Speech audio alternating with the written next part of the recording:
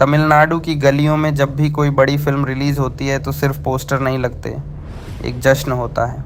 ढोल बजते हैं, दूध से पोस्टर नहलाए जाते हैं और भीड़ एक नाम चिल्लाती है, विजय थलापथी विजय।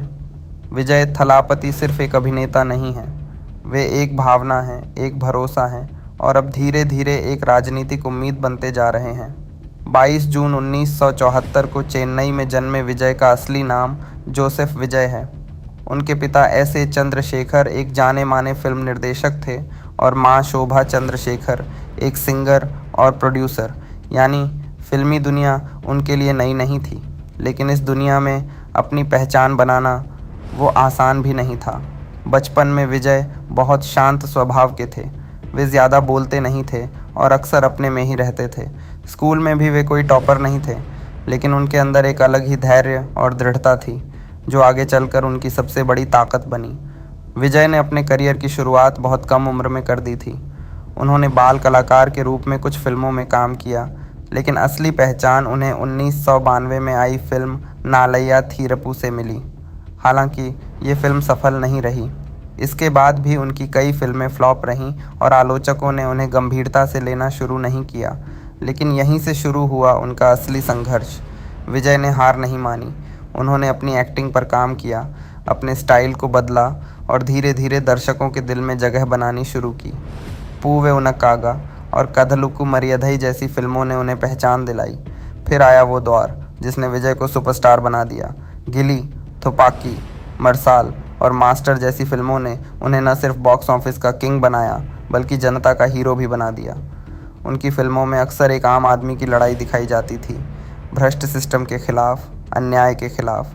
यही वजह है कि उनके फैंस उन्हें सिर्फ एक्टर नहीं, बल्कि एक लीडर की तरह देखने लगे। उनके डायलॉग्स, उनके किरदार और उनकी इमेज, सब कुछ एक संदेश देता था कि बदलाव ज़रूरी है। विजय के फ़ैन क्लब्स भी किसी संगठन से कम नहीं हैं। वे सिर्फ फिल्म रिलीज़ के समय ही एक्टिव नहीं होते, बल्कि समाज सेवा में भी आगे रहते हैं। ब्लड डोनेशन कैंप, गरीबों की मदद और प्राकृतिक आपदाओं के समय राहत कार्य, ये सब उनके फैंस करते हैं। यही ग्राउंड कनेक्शन किसी भी अभिनेता को राजनीति में मजबूत बना सकता है। और फिर आया वो दिन जिसने सब कुछ बदल दिया। फरवरी 2024 में विजय ने अपनी राजनीतिक पार्टी तमिलगा वेट्री काज़गम की घोषणा की। ये सिर्फ एक पार्टी लॉन्च नहीं थी, बल्कि एक नई शुरुआत थी। विजय ने साफ कहा कि वे अब सिर्फ फिल्मों में हीरो नहीं बनना चाहते, बल्कि असल ज़िंदगी में भी बदलाव लाना चाहते हैं। उनका फोकस युवाओं, शिक्षा और भ्रष्टाचार के खिलाफ लड़ाई पर था। उनकी एंट्री ने तमिलनाडु की राजनीति में हलचल मचा दी। जहां एक तरफ उनके समर्थक उन्हें भविष्य का मुख्यमंत्री मानने लगे, वहीं दूसरी तरफ राजनीतिक विश्लेषक इसे एक बड़ा लेकिन चुनौतीपूर्ण कदम बता रहे थे। हाल के चुनावी माहौल में विजय की मौजूदगी ने काफ़ी ध्यान खींचा। उनकी रैलियों में भीड़ उमड़ी, सोशल मीडिया पर उनके नाम के ट्रेंड चले और युवा वर्ग में एक नई ऊर्जा देखने को मिली।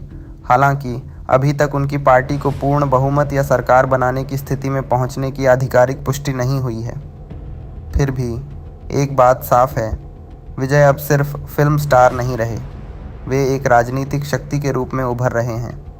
आज हर किसी के मन में एक सवाल है, क्या विजय मुख्यमंत्री बन सकते हैं? इसका जवाब अभी भविष्य के गर्भ में है। राजनीति सिर्फ लोकप्रियता का खेल नहीं है, इसमें अनुभव, रणनीति और सही समय की भी ज़रूरत होती है। लेकिन विजय के पास जो सबसे बड़ी ताकत है, वो है जनता का प्यार और भरोसा। उनकी कहानी हमें यह सिखाती है कि अगर इरादे मजबूत हों तो कोई भी रास्ता मुश्किल नहीं होता। एक शर्मीले बच्चे से लेकर सुपरस्टार बनने तक और अब एक राजनीतिक नेता बनने की दिशा में बढ़ते हुए विजय ने हर मोड़ पर खुद को साबित किया है। आज वे एक ऐसे मोड़ पर खड़े हैं जहां से उनकी कहानी एक नया मोड़ ले सकती है। क्या वे सच में सत्ता तक पहुंचेंगे? क्या वे एक दिन तमिलनाडु के मुख्यमंत्री बनेंगे? ये सवाल अभी खुले हैं, लेकिन एक बात तय है, विजय थलपति अब सिर्फ फिल्मों का नाम नहीं है, वो एक आंदोलन बन चुके हैं। और जब कोई नाम आंदोलन बन जाए तो इतिहास बनने में ज़्यादा समय नहीं लगता।